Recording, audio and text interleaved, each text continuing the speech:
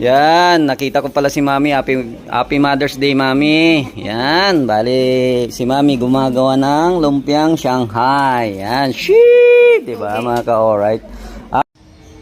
Yan, tinanong ko pala si nanay kung ibibinta niya yung Shanghai togi niya pala mga ka-alright. Yan, sabi naman ni nanay ibinta yung niluluto niyang Shanghai togi kasi may order pala to mga ka-alright. Yan, tamang-tama, baka makagawi kayo dito ulit dito sa video split po dito sa may Marikina, o pwede nyo po siyang i-PM daw na lahat ng mga occasion, kahit hindi occasion yan mga ka-alright. Si nanay hindi lang po pala yung niluluto niya mga ka-alright, mapaibang mga putahe, kung ano yung gusto nyong ipaluto sa kanya, yan kaya niya iluto.